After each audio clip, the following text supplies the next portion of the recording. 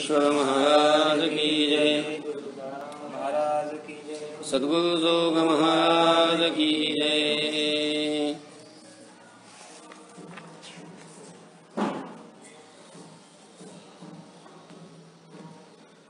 अगाये वैकुंठ नायका, अगाये त्रैलोक्यतारका, अगा जनार्दना जगव्यापका, अगा पाळका भक्ताचिया, अगाये वसुदेव देवकी नंदना, अगाये गोपिका रमणा, अगा बळीबंधा वामना, अगा निधाना गुणनिधी, अगाये द्रौपदी बांधवा, अगाये सखया पांडवा, अगा जीवाची जीवा, अगा माधवा मधुसूदना, अगा महेश्वरा महाराजा, अगा श्रीहरी गरुडध्वजा, अगा सुंदरा सहस्रभुजा, पारमी तुझा काय वर्णू, अगा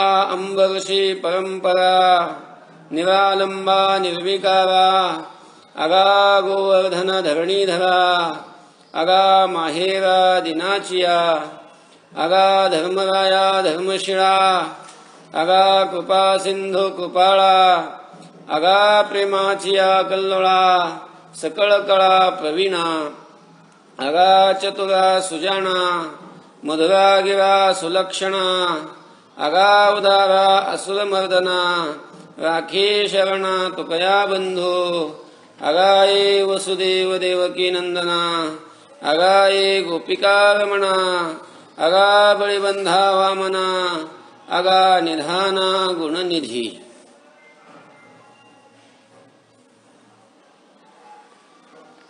संत शिरोमणी वैराग्याचे महामेरू, श्रीमंत श्री जगद्गुरु तुकोबाराय यांचे छोटे बंधू कान्होबाराय या अभंगातून भगवंताची स्तुती करून, भगवंताचं वर्णन करून, स्तुतीपूर्वक भगवत शरणागती स्वीकारून देवाला प्रार्थना करतात।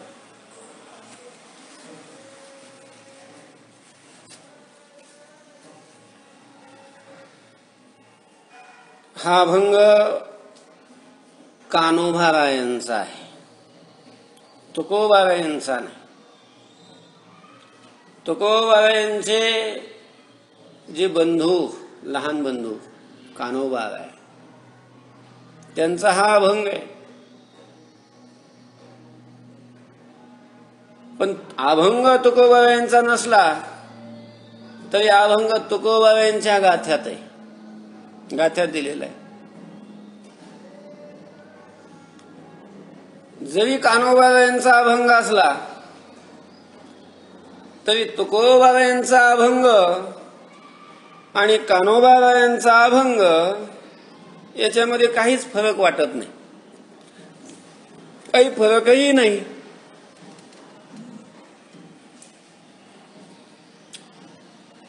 कारण तुकोबारायांचेच बंधू आहेत ते,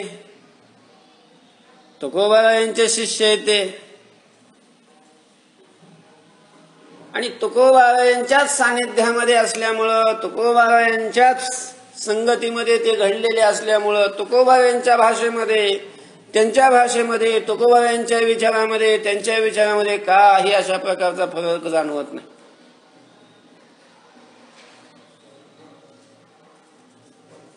तुकोबारायांचा जो अधिकार आहे त्याच अधिकाराला पोहोचलेले हे कान्होबाराय। जरी शरीर संबंधाने ते लहान बंधू असले तरी अधिकारानं लहान नाहीत। जो अधिकार तुकोबारायांचा आहे तोच अधिकार त्यांचा आहे। तुकोबारायांचा काय अधिकार आहे? तुकोबारायांचा अधिकार आहे, तुकोबारायांचं वर्णन करत असताना रामेश्वर भट वर्णन करतात, तुका विष्णू नाही तुझा म्हणे रामेश्वर भट्ट तुझा, तुका विष्णू नाही दुजा. तुकोबाराय आणि विष्णू अर्थात देव परमात्मा ही वेगळे नाही. तुकोबाराय म्हणजे विष्णू भगवान विष्णू आहेत, विष्णू म्हणजेच तुकोबाराय. आणि कान्होबाराय तसेच आहेत. कान्होबाराय तरी की वेगळे असे नाही. जरी कान्होबारायांचं कोणी अभंगात वर्णन केलं नसलं तरी जो अधिकार तुकोबारायांचा आहे, तुकिता तुलनेसी ब्रह्म तुकासी आले,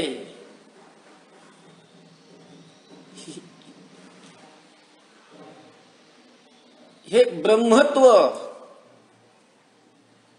हे जसं तुकोबारायांच्या ठिकाणी आहे, कान्होबारायांच्याही ठिकाणी ते आहे. त्यामुळे तुकोबारायांचा अधिकार मोठा आणि कान्होबारायांचा अधिकार लहान असं नाही. नाहीतरी एखाद्या साधकावर ज्या वेळेला महात्म्याची संतांची कृपा होत असते, संतांची कृपा झाल्याच्या नंतर संत ज्या वेळेला साधकावर शिष्यावर कृपा करत असतात, कृपेला ज्या वेळेला तो पात्र होत असतो, एकदा का कृपा झाली, ज्याच्यावर कृपा झालेली आहे तो साधक कृपा झाल्याबरोबर ज्यांनी कृपा केलेली आहे त्यांच्या अधिकाराचा होत असतो. ते जसे तसाच होत असतो, कारण त्याला तसं ते करत असतात. आपणा सारखे करीती तात्काळ. जसं एक दिवा आहे, एका खोलीमध्ये एक दिवा आहे आणि त्या दिव्याला नेहून दुसरी वात लावली की ती वातीचा त्या दिव्याला स्पर्श झाला की ती पुन्हा वात राहत नसते. तो दिवा त्या वातीला सुद्धा काय बनवत असतो? दिवा बनवत असतो, दिवा. आणि मग पुन्हा ती वात त्या दिव्यापासून वेगळी केल्यानंतर ती वात नाही, ती दिवाच होत असतो, दिवा. आणि पहिला दिवा जसा प्रकाश देत असतो तसाच आणि तेवढाच प्रकाश ती वात देत असते. वात म्हणजे तो वातीचा झालेला दिवा. आणि मग पाहिल्यानंतर हे लक्षात येत नाही पाहणाऱ्याच्या की पहिला कोणता दिवा आहे आणि नंतरचा कोणता दिवा आहे.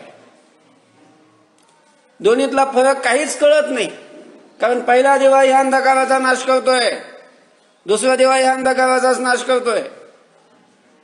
पहिला दिवाही प्रकाश देण्याचं काम करतोय, दुसरा दिवाही प्रकाश देण्याचंच काम करतोय. मग दोन दिव्यामध्ये कोणता लहान आणि कोणता मोठा? दोन्ही दिवे कसे आहेत? सारखे आहेत. दोन्ही दिवे हे समान आहेत. तसं एक साधक रूपी दिवा ज्या वेळेला सिद्ध संतांच्या जवळ जातो आणि त्यांची ज्या वेळेला कृपा होते, त्यांच्या कृपेला तो पात्र झाला की तो पुन्हा साधक राहत नाही, तो काय बनत असतो? संत बनत असतो. म्हणून तुकोबारायांच्या कृपेला पात्र झालेले हे कान्होबाराय.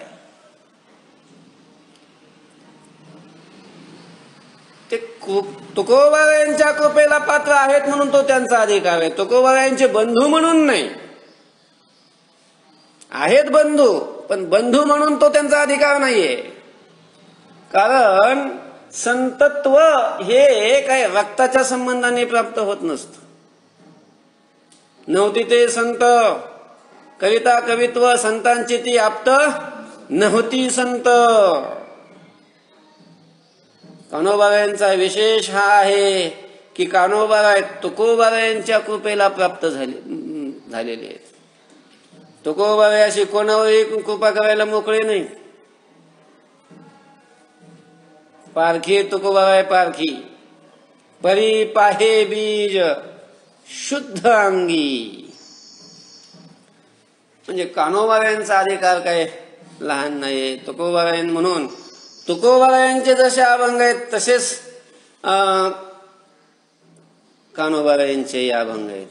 आणि त्यातले त्या तुकोबारायांचंच त्यांनी श्रवण केलं असल्यामुळं, तुकोबारायांच्या 14 टाळकऱ्यामध्ये त्यांचा एक नंबर असल्यामुळं, तुकोबारायांच्या संगतीमध्ये तुकोबारायांच्या सानिध्यामध्ये सगळं जीवन गेलेलं असल्यामुळं तुकोबाबाईंचे सगळे विचार, तुकोबाबाईंचं आचरण, ती विचारधारा ही सगळी त्यांच्यामध्ये उतरलेली. आणि त्यामुळं तुकोबाबाईंची जी भाषा आहे, तुकोबाबाईंची देवाचं वर्णन करण्याची जी हातोटी आहे, तशीच काहीच फरक वाटत नाही. नवीन खालचं चरण शेवटचं चरण जर वाचलं नाही ना तर शेवटपर्यंत येईपर्यंत कळतच नाही की हा अभंग तुकोबाबाईंचा नाही, दुसऱ्या कोणाचा तरी आहे. अगदी तुकोबाबाईंच्या अभंगाच्या तोला मोलाचाच हा अभंग कान्होबाबाईंचा आहे. आणि या अभंगातून कान्होबाबाई देवाची स्तुती करून स्तुतीपूर्वक देवाला शरण जातात आणि शरण जाऊन देवाने आपलं रक्षण करावं याविषयी प्रार्थना करतात. मनुष्याने शरण जायला पाहिजे, देवाला शरण जायला पाहिजे. मनुष्य जन्म प्राप्त झाल्याच्या नंतर देवाची शरणागती स्वीकारली पाहिजे. कान्होबाबाईंनी तुकोबाबाईंच्या कीर्तनातून हे नेहमी ऐकलेलं, आले हो संसारा तुम्ही एक करा, किंवा शरण जा उदारा पांडुरंगा. त्याच्या पूर्वीचं काय, आले हो संसारा उठा वेग करा. आलिया संसारा उठा वेग करा, शरण जा उदारा पांडुरंगा. उदारा पांडुरंगा शरण जा. उदार असणारा पांडुरंग परमात्मा, त्याला शरण जायला तुकोबाबाई सांगतात. म्हणून शरण जावे सर्व भावे, देवासी तो हा उतरेल पार भवदुस्तर नदीचा. भगवानही स्वतः सांगतात की तुम्ही मला शरण या.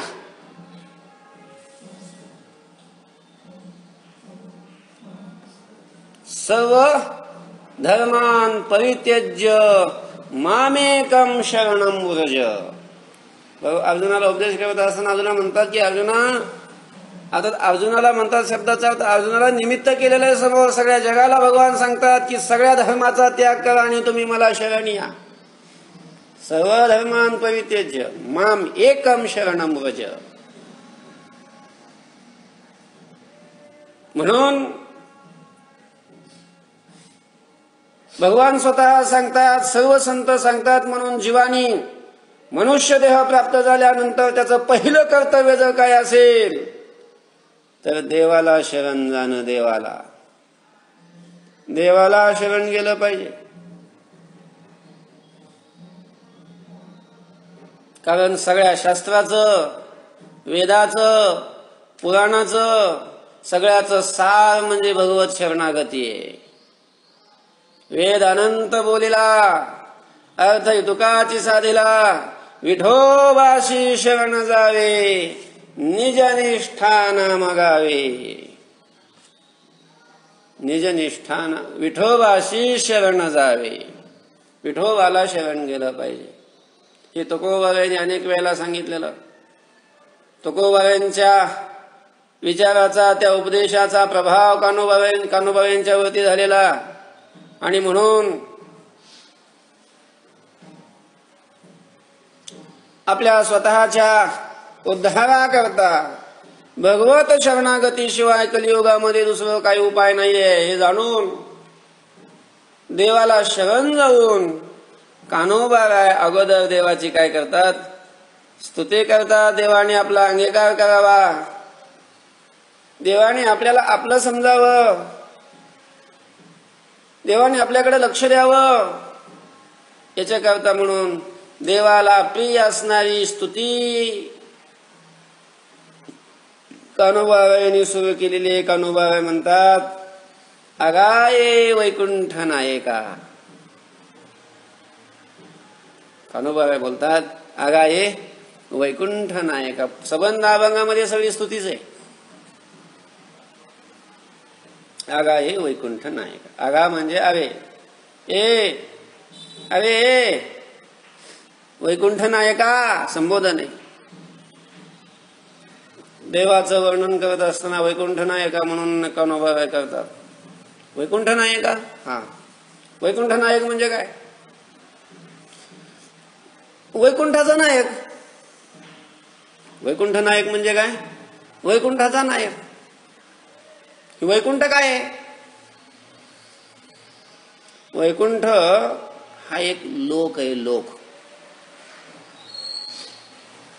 लोक.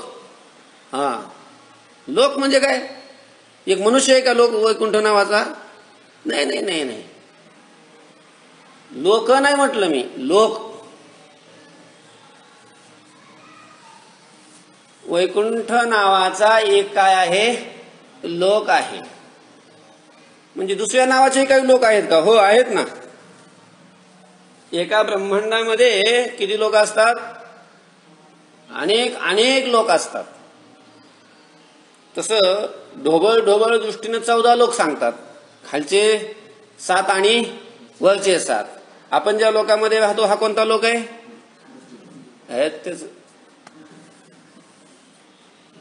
हा भूलोक. हा कोणता आहे? हा आहे भूलोक.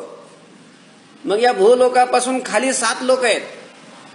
अतल, वितल, सुतल, तलातल, रसातल, महातल आणि पाताल.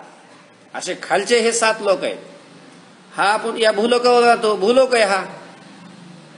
भूलोक किती मोठा आहे कळलं? बघितला सगळा भूलोक? हा भूलोक किती मोठा आहे? नाही, आपण नाही पाहिला सगळा. फार मोठा विस्तीर्ण आहे हा लोक. आणि मग याच्या खाली कितीतरी अंतरावर, आता सगळं अंतर मला एवढं काय मी पाठ करून नाही आलो सगळं. अतल आहे. अतल नावाचा लोक आहे. त्याच्या खाली वितल आहे. त्याच्या खाली पुन्हा कितीतरी अंतराने सुतल. त्याच्या खाली तलातल. त्याच्या खाली रसातल. त्याच्या खाली महातल आणि त्याच्या खाली पाताल. त्याच्या खाली पुन्हा नरक लोक आहे. त्याच्या खाली क्षीरसागर आहे. हे सगळे लोकांतर आहे. हे खालचे झाले. आणि इथून वर हा भू, याच्यावर भुहा म्हणजे भुवर लोक, त्याच्यावर सुहा स्वरलोक म्हणजे स्वर्गलोक.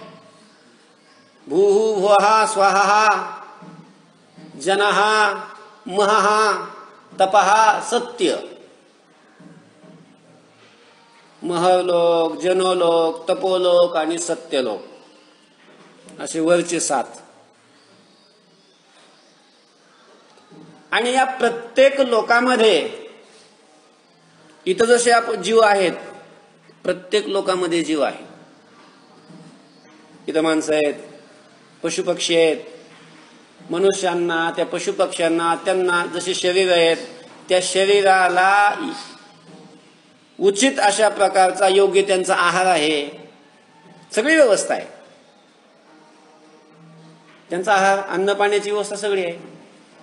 तसं इथल्या शरीराला अनुरूप अशा प्रकारचा जसा आहार इथं आहे, त्या लोकांमध्ये तिथं जसे शरीर आहे, इथले जसे शरीर आहे तसे तिथं शरीर नाही आहेत. तिथले शरीर वेगळे आहेत. हे शरीर घेऊन आपण तिथं नाही जाऊ शकत. तिथल्या शरीराने ते इथं नाही येऊ शकत. त्यांना इथं यायचं असेल तर इथलं शरीर धारण करावं लागतं. आपल्याला तिथं जायचं असेल तर हे शरीर इथंच सोडावं लागतं आणि तिथं जाताना तिथलं दिव्य शरीर धारण करावं लागतं. जसं जसं आपण वर जाऊ तसे तसे दिव्य शरीर आहेत. हे असे सांगितले. पण अजून काही अवांतर असे लोक आहेत. ध्रुव लोक आहे, सूर्य लोक आहे, शनी लोक आहे, वायू लोक आहे, वरुण लोक आहे, अग्नी लोक आहे. असे वेगवेगळे लोक आहेत. आणि त्या लोकांमध्ये वेगवेगळे हे शरीर आहेत. वरुण लोकांमध्ये गेलो तर वरुण लोकांमध्ये सगळे ज्या शरीरामध्ये जलाचं प्राधान्य जास्त आहे असे शरीर आपल्याला दिसणार. सूर्य लोकांमध्ये गेलो तर सगळे प्रकाशरूप शरीर आहेत.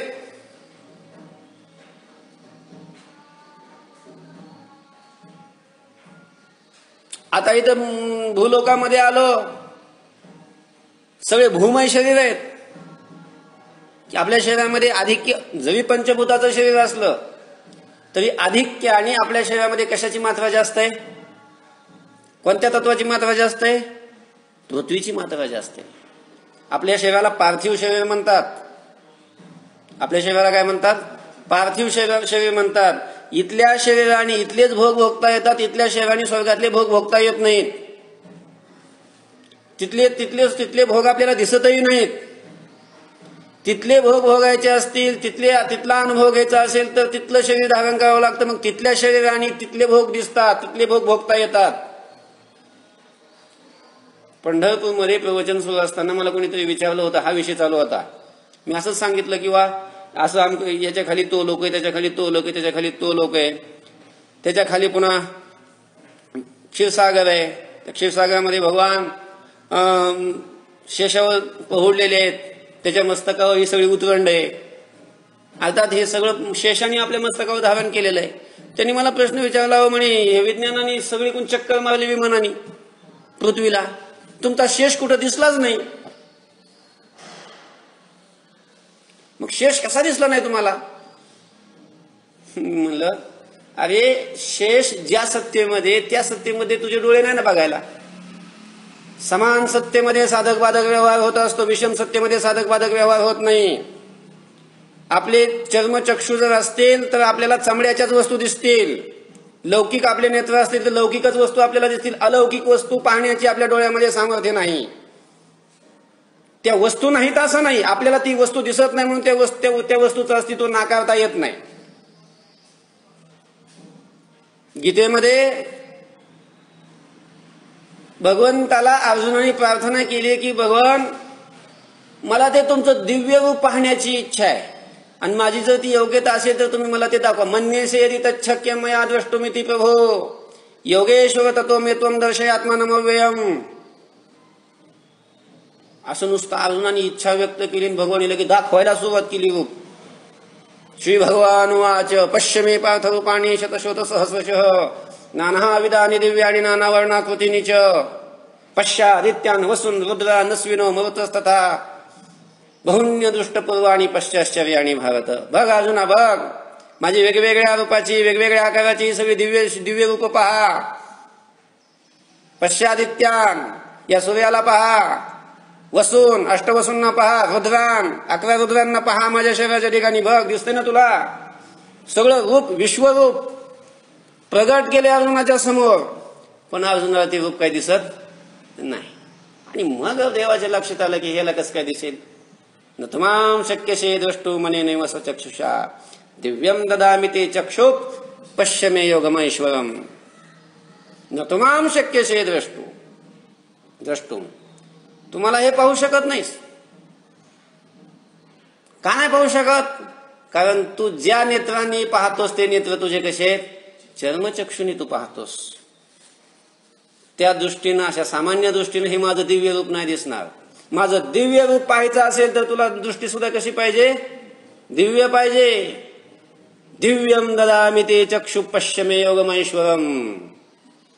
तुला मी दिव्य अशा प्रकारचे चक्षु देतो आणि मग तू माझं असं ऐश्वर योग तू पहा. देवाने मग तो दिव्य दृष्टी दिली आणि मग त्या दिव्य दृष्टीने ज्या वेळेला अजून रूप देवाचं रूप पाहायला लागला, मग अजून मग लागला वर्णन करायला, मग दिसायला लागलं त्याला. मग म्हणतो पश्यामि देवांस्तव देव देहे सर्वांस तथा भूत विशेष संगान ब्रह्मांडमीशम कमलासनस्थ मुशीश्च सर्वानुरगांश दिव्यान. आता काय सगळा अध्याय सांगत बसत नाही काय काय दिसलं त्याला ते. पण अर्जुनाला दिव्य रूप दिसलं. कधी दिसलं? ज्या वेळेला त्याला दिव्य दृष्टी दिली त्यावेळेला. येडे हळद बुटात बूट घालून जेवत आणि ह्याला कधी शेष दिसणार? कितीही मोठा वैज्ञानिक असला आणि कितीही शास्त्रज्ञ असला तरी त्याला शेष कसं काय दिसणार? कारण त्याचे डोळे कितीही चष्मेवर लावले तरी त्याचे डोळे कसे आहेत? लौकिक आहेत. त्याचे डोळे अलौकिक नाही आहेत. मग अशा चर्मचक्षुला ते दिव्य शेषाचं रूप कसं दिसणार नाही. पण हे लोकांतर आहेत खाली, वरही लोक आहेत आणि त्या लोकांमध्ये तशी वेगवेगळी सगळी तिथल्या जीवांना लागणारी सगळी त्यांच्या भोगाची सगळी व्यवस्था आहे. काही दिव्य भोग आहेत, इथून वर दिव्य भोग आहेत, स्वर्गामध्ये दिव्य भोग आहेत. जसं जसं आपण वर वर जाऊ तसं तसं त्या भोगांची दिव्यता काय होते, वाढत जाते. आणि मग या ब्रह्मांडामध्ये सगळ्यात वर जर कोणता लोक असेल तर तो कोणता लोक आहे, सत्यलोक आहे. सत्यलोक, ज्या लोकांमध्ये ब्रह्मदेव राहतात. ब्रह्मलोक म्हणा, सत्यलोक म्हणा, काय नाव जरी दोन असले तरी लोक एकच आहे. तो सगळे दिव्य भोग आहे तिथं. सत्वगुणाचा अधिक तिथं जास्त आहे. पण हे सगळे लोक ब्रह्मांडातले सांगितले. कुठले सांगितले, ब्रह्मांडातले. आणि ह्या सगळ्या लोकांच्या बाहेरून असं एक ब्रह्मांडाचं एक असं आवरण आहे. अंड म्हणजे असं अंड्याचा आकाराचं असलेलं खूप मोठं असं ते आहे, म्हणून आवरण आहे, म्हणून त्याला ब्रह्मांड म्हणतात. परंतु पुराणादिकामध्ये, वेदामध्ये अजून दोन लोकांची वर्णन आहेत. ते दोन लोक म्हणजे एक कैलास लोक आणि दुसरा वैकुंठ लोक. आणि ते ब्रह्मांडाच्या बाहेर आहेत. वैकुंठाचं वर्णन करत असताना संत वाङ्मयामध्ये, पुराणादिकामध्ये खूप खूप विस्ताराने वर्णन केलेलं आहे. त्या वैकुंठ लोकाची एवढी दिव्यता सांगितलेली आहे की तो वैकुंठ लोक हा माईक नाहीये. मायेचा प्रभाव तिथं नाहीये. ही ब्रह्मांडाची जी रचना तुम्हाला सगळी सांगितली, ही ब्रह्मांडाची रचना ही सगळी माईक आहे. माईक म्हणजे स्टँडवर ठेवलेला माईक नाही. माईक म्हणजे मायेचं कार्य. मायेपासून निर्माण झालेले जे पंचभूत आहे त्या पंचभूतापासून निर्माण झालेली ही सगळी ब्रह्मांडातली रचना आहे. पण वैकुंठाची रचना करत असताना परमात्म्याने पंचभूतापासून वैकुंठाची रचना केलेली नाही. वेदांताचा सिद्धांत काय सांगतो मला त्याच्याशी घेणं नाही. पण संत वाङ्मय काय सांगतं, पुराण काय सांगतात, मला तो मुद्दा इथं मांडायचा आहे. ती संगती कशी आहे, कसा वैकुंठ निर्माण केला. जर मायाच नाही तर मग माये वाचून तो वैकुंठ कसा निर्माण केला ते मला आता इथं चर्चा करत बसायचं नाही. पण केवळ चैतन्य ओतून चैतन्यालाच दिलेला जो आकार आहे तो म्हणजे वैकुंठ लोक आहे. आणि देवाची विशेष कृपा ज्या जीवावर होते ते जीव, ते लोक त्या वैकुंठ लोकाला जातात. वैकुंठ लोकाला त्या तिथं इथलं शरीर सोडल्यानंतर ते वैकुंठ लोकाला जातात. म्हणून आपल्याकडे लोक मेल्यावर लिहितात बघा वैकुंठवासी. तो काय लिहिला म्हणजे वैकुंठालाच जातो असं नाही त्याचा अर्थ. पण त्याच्याविषयी तो मेलेल्या व्यक्तीविषयी आदर असतो म्हणून लिहितात वैकुंठवासी. तसा तो नरकवासी झालेला असतो बहुतांशी.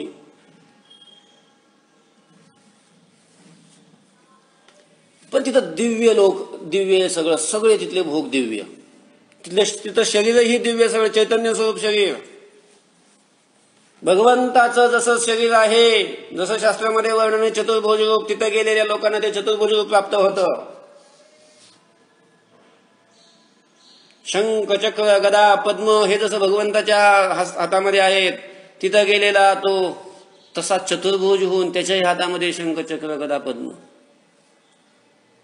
तिथं वैकुंठात गेलेले सगळे चतुर्भुज होऊन जातात. तिथं गेल्यानंतर तहान लागत नाही. तिथं गेल्यानंतर भुकेचं दुःख नाही. तिथे गेल्यानंतर कसलीच चिंता नाही. दुःखाचा लेश ज्या लोकांमध्ये नाही असा जो लोक आहे त्याला म्हणतात वैकुंठ लोक. कसलीच कमी, कसलीच अपेक्षा जिथं गेल्यानंतर राहत नाही. कसलं एवढंही दुःख जिथं बघायला भेटत नाही असा तो वैकुंठ लोक. सगळे चतुर्भुज होऊन जातात.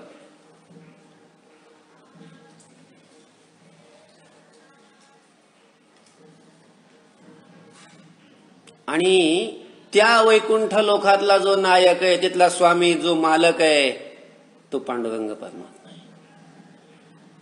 त्याचं मूळ राहण्याचं ठिकाण ते आहे.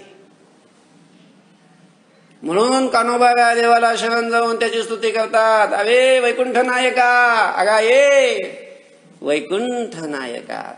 वैकुंठाचा जो मालक आहे, वैकुंठाचा जो नायक आहे, वैकुंठाचा जो स्वामी आहे, वैकुंठ नायक म्हणून त्याला संबोधतात. अगा ये वैकुंठ नायका, अगा ये त्रैलोक्य तारका. किंवा वैकुंठ नायक, अगा वैकुंठ नायकाचा आपल्याला दुसरा अर्थ करता येईल आपल्या संत वाङ्मयानुसार. संत वाङ्मयामध्ये पंढरीलाच वैकुंठ म्हटलेलं आहे. भूवैकुंठ पंढरपूर,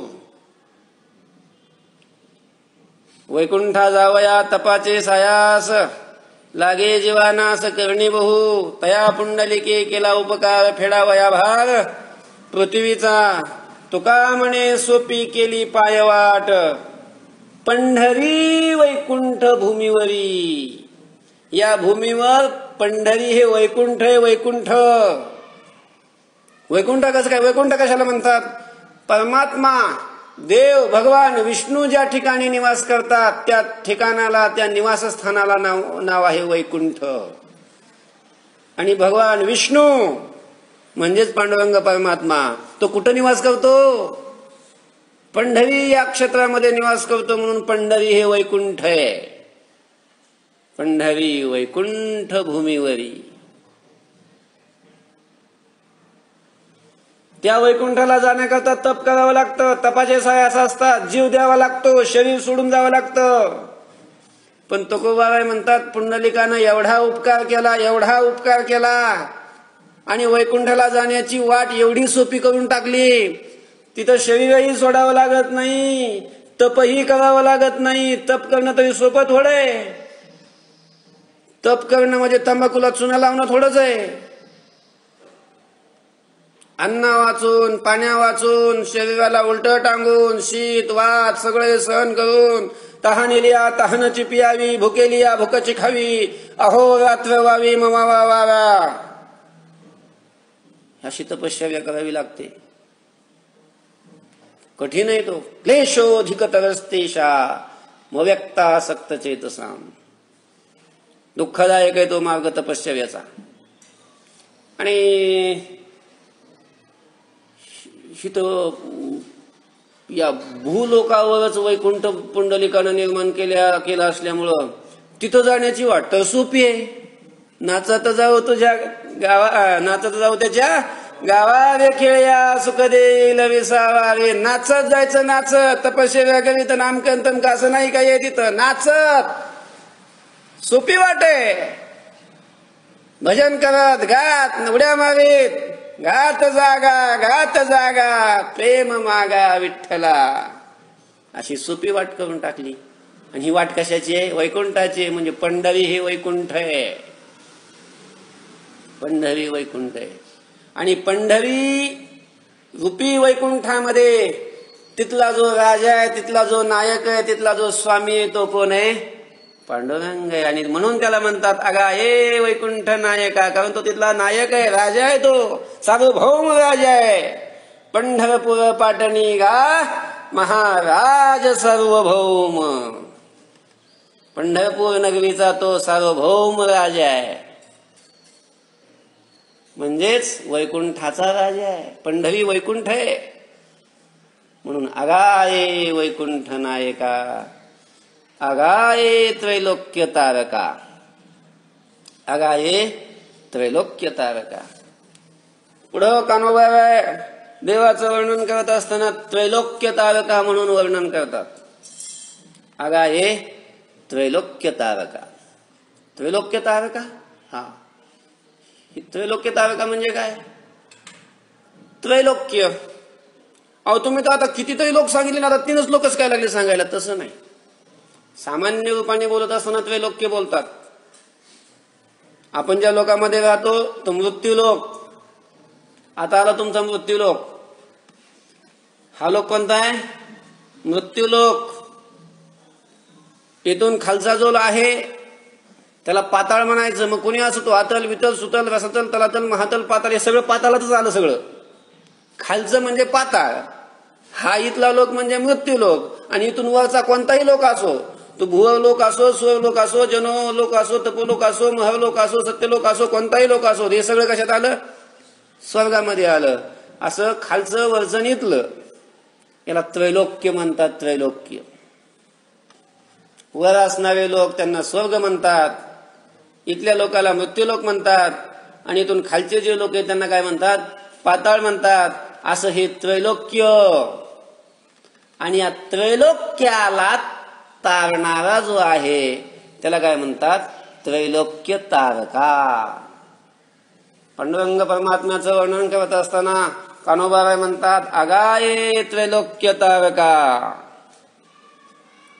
अगाये त्रैलोक्य तारका. हा, त्रैलोक्याला तारतो. हा, आम्हाला तर असं वाटलं की फक्त भक्तालाच तारतो. त्रैलोक्याला तारतो हा. मग काय अडचण आहे आपल्याला पाप करायला? आपण त्रैलोक्यातच आहे ना. आपण पाप केली तरी आपल्याला तो तावेलच. मग तसं नाही. मग तसं नाही काय? कान्होबाई म्हणत नाही का त्रैलोक्य तारका? त्रैलोक्याला तारतात. त्रैलोक्याला तारतो ना. हा हा तारतो. त्रैलोक्याला तारतो. पण कसं तारतो? आपल्याला तारलं त्यांनी? आपण कुठे हो? आपण त्रैलोक्यातच आहोत का त्रैलोक्याच्या बाहेर आहोत? हा, त्रैलोक्यातच आहे ना. आळंदीत आहे म्हणा तुम्ही. आपण आळंदीत आहे. अहो, आळंदीत असलो तरी त्रैलोक्यातच आहे. कारण आळंदी त्रैलोक्यातच आहे. नाही म्हणले आमची आळंदी पुण्यात आहे. अहो, पुणे महाराष्ट्रात आहे. महाराष्ट्र भारतात आहे. भारत कुठे आहे? या भूलोकात आहे. आणि भूलोक म्हणजेच मृत्यूलोक आहे. आणि मृत्यूलोक म्हणजेच त्रैलोक्य आहे. म्हणजे आपली आळंदी ना आपण काय त्रैलोक्याच्या बाहेर आहोत का? नाही, आपण त्रैलोक्यातच आहोत. आपणही त्रैलोक्यामध्येच आहोत. आणि आपल्याला तारलं अजून? तुम्हाला तारलं देवानी? तुम्हाला तारलं का? का नाही? का ते वीस कळत नाही? तारलं आपल्याला? असा आहे आपल्याला अनुभव, त्याचा विश्वास आहे की मला तारलेलं आहे म्हणून? मला तर वाटत नाही माझा अजून देवाने उद्धार केलेला आहे. करेल की नाही हे काय त्याची इच्छा. की मी नाही सांगू शकत देव माझा उद्धार करेल की नाही, या जन्मात तरी करेल की नाही. पण आता मला तरी आता सध्या असं वाटतं की माझा अजून तरी उद्धार केलेला नाही. अजून तरी मला देवाने तारलेलं नाही. तसं तुम्हालाही वाटत असेल ना? तर तुम्हाला तारलंय असं वाटतंय? काय वाटतंय तुम्हाला? तारलं नाही असंच वाटतंय ना? म्हणजे माझं तुमचं सारखंच आहे की मग. मग जर सारखं आहे, मग जर आपण आळंदीत राहून भजन पूजन करून कथा कीर्तन करून प्रवचन करून जर आपल्याला अजून देवाने तारलं नाही,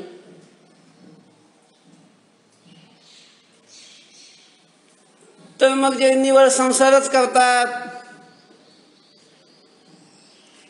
हाय पैसा हाय पैसा, हाय बायकून हाय मुलं, त्याच्यातच जे गुरफटलेले आहेत, मग त्यांना तारलं असेल काय? हा, त्यांना तारलं असेल नाही. म्हणजे याचा अर्थ अजून तारलेलं नाही.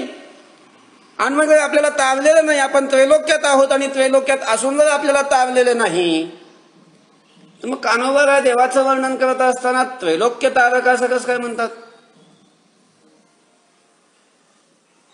त्रैलोक्य तारका असं कान्होबारायांनी देवाचं वर्णन केलं कसं? तर याचं उत्तर असं आहे की त्रैलोक्याला भगवान तारतात म्हणजे संसार बंधनातून मुक्त करतात असं नाही. भगवान त्रैलोक्याला तारणारा आहे, पण त्रैलोक्याला तारणारा आहे म्हणजे संसार बंधनातून लगेच सगळ्यांनाच सर्वेशाम लगेच मुक्त करतो असं नाही. सगळ्यांना मुक्त करून कसं काय जमेल? जग कसं चालेल? जग चाललं पाहिजे. सगळे मुक्त झाल्यावर मग संसार कसा चालेल पुढं? आणि संसार चालवणं हे त्याचं काम आहे, त्याचा खेळ आहे हा. तो खेळ कसं काय मोडू देईन लगेच? जेव्हा मोडायचा त्याच वेळेला तो मोडील. तोपर्यंत जग चालवणं त्याला गरजेचं आहे, त्याला भाग आहे त्याला. तेव्हा सगळ्या त्रैलोक्याला म्हणजे लगेच तो बंधनातून मुक्त करतो, सगळ्यांचं अज्ञान घालवतो, ते सगळ्यांना ब्रह्मरूप करतो असा त्याचा अर्थ नाहीये त्रैलोक्य तारकाचा. मग या त्रैलोक्यामध्ये असणारे जे जीव आहेत त्या जीवांना ज्या ज्या वेळेला खूप संकट येतं, सगळं त्रैलोक्य त्राही त्राही त्राही करतं, त्यावेळेला त्या संकटातून तारणारा तोय. आणि आपण जर पुराण पाहिले तर आपल्या लक्षात येईल, ज्याही ज्याही वेळेला त्रैलोक्य त्राही त्राही करायला लागलं, अनेक असुरांनी दैत्यांनी राक्षसांनी हे सगळं त्रैलोक्य त्राही करून सोडलं, त्यावेळेला भगवंतानी वेगवेगळे अवतार घेऊन वेगवेगळी रूप घेऊन त्या दैत्यांचा नाश करून त्यांच्या त्रासातून त्यांच्या दुःखातून मुक्त जर कुणी केलं असेल तर ते कुणी केलं? देवाने केलं. म्हणून त्रैलोक्य तारका. म्हणून कान्होबाराय म्हणतात, आगाये त्रैलोक्य तारका. आगाये त्रैलोक्य तारका. अनेक वेळेला देवाने या जगाला दुःखातून सोडवण्याकरता वेगवेगळे रूप घेतली. एक वेळेला त्या हिरण्याक्षाने पृथ्वीच काकेत घातली होती आणि पाताळा जाऊन बसला होता. ब्रह्मदेवांना सृष्टी निर्माण करण्याची आज्ञा भगवंताने दिली. ब्रह्मदेवाला सांगितलं की तुम्ही सृष्टीचा विस्तार करा.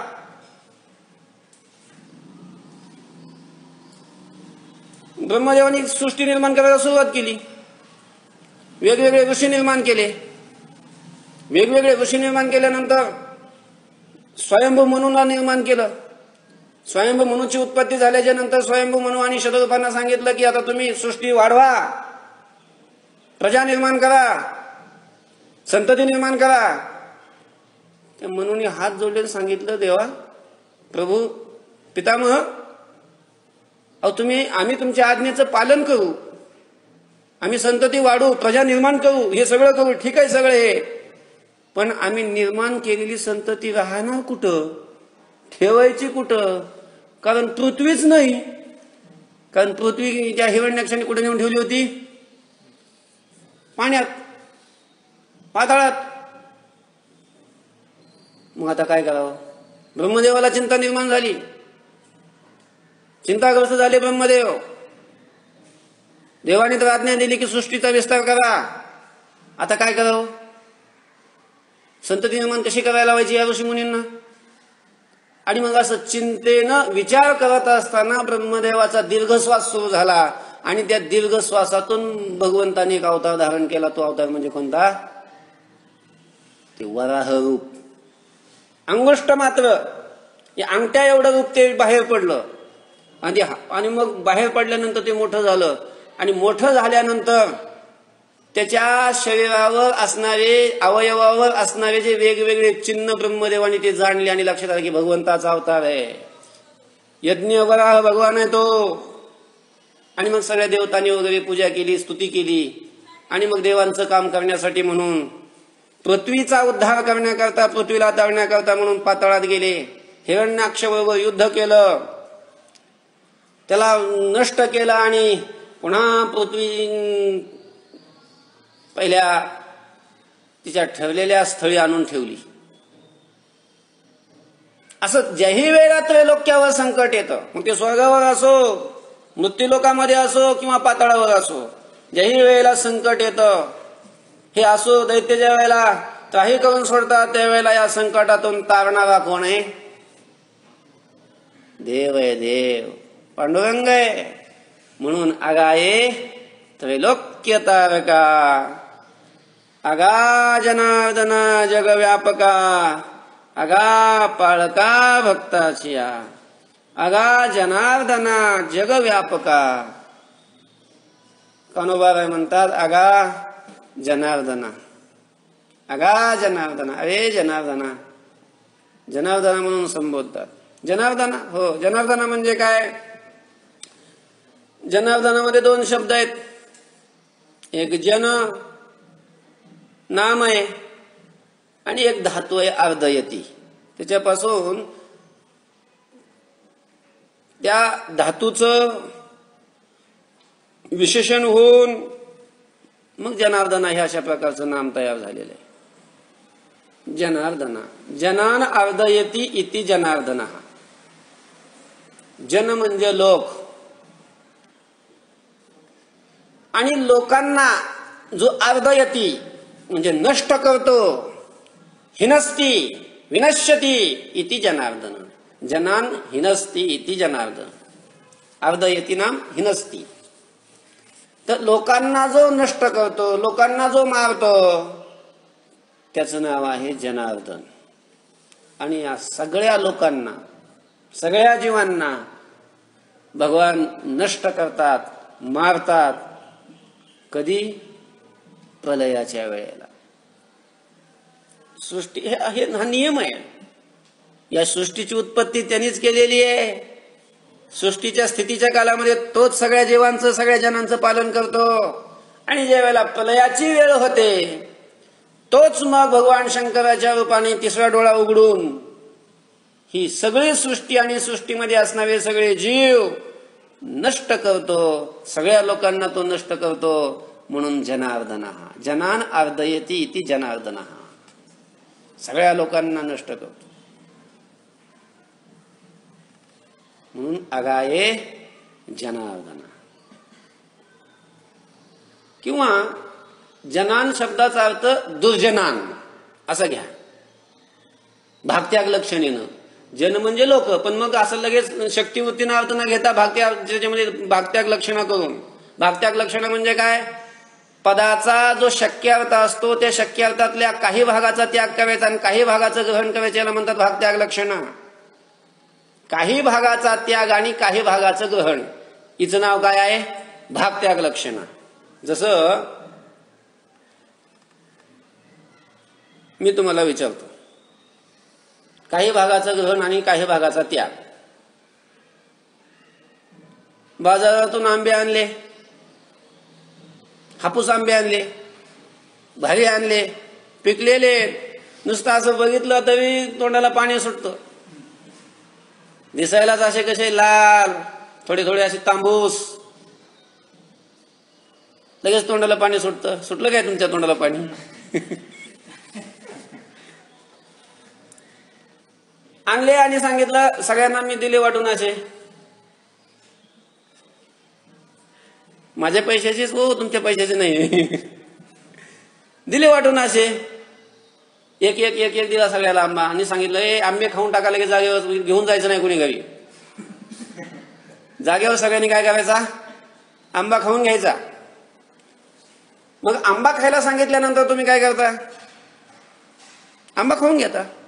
आंबा खाऊन घेता म्हणजे काय खाऊन घेता? ते आंब्याची कोय खाऊन घेता का आंब्याची टरफल खाऊन घेता, ते साल खाऊन घेता? आंबा आंबा म्हणजे काय? आंबा शब्दाचा अर्थ काय? आंबा म्हणजे टरफलाला आंबा म्हणतात. म्हणजे वर त्या आंब्याच्या वर जे असतं ना, आत कोय असते, त्या कोयीच्या आत पुन्हा रस असतो, वरून रस असतो, आणि त्या रसाच्या वरून जे आवरण असतं ते त्याला काय म्हणतात? टरफल. मग त्या टरफलाला आंबा म्हणतात का त्या रसाला आंबा म्हणतात का कोईला आंबा म्हणतात? हे सगळं मिळून काय आहे? आंबा आहे. म्हणजे आंबा शब्दाचा अर्थ आहे हे सगळं हे तिन्ही मिळून जी एक वस्तू तयार आहे त्याचं नाव काय आहे? आंबा. मग मी आंबा खा म्हटल्यानंतर आंबा शब्दाचा अर्थ कोय आहेच, त्याच्यामध्ये टरफल हा अर्थ आलेलाच आहे, त्याच्यामध्ये रस हाही अर्थ आहे. मग आंबा खा म्हटल्यानंतर कोय आणि टरफलासह रस खाऊन टाकता काय? खाऊन टाकता का? तसं नाही. मग काय करता? मग तुम्ही काय करता? आंबा खा असं जरी मी म्हटलो तरी आंबा खात नाही तुम्ही. बदमाश आहे तुम्ही, सांगितलेलं ऐकत नाही. मग काय करता? असा तो आंबा अगोदर दाबून घेता,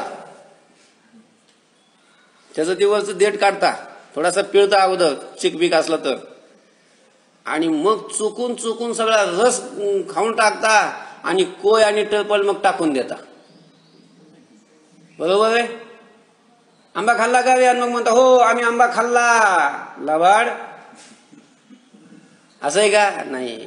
आंबा खा जरी असलं तरी त्याचा अर्थ कोय खाण टरफल खा असं नाही, त्यातला रस खा असंच म्हणण्याचं तात्पर्य असतं.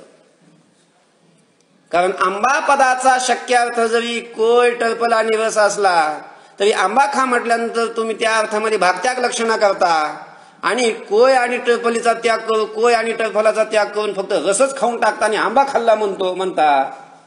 म्हणजे याला म्हणतात भागत्याग लक्षणा. याला काय म्हणतात? भागत्याग लक्षणा.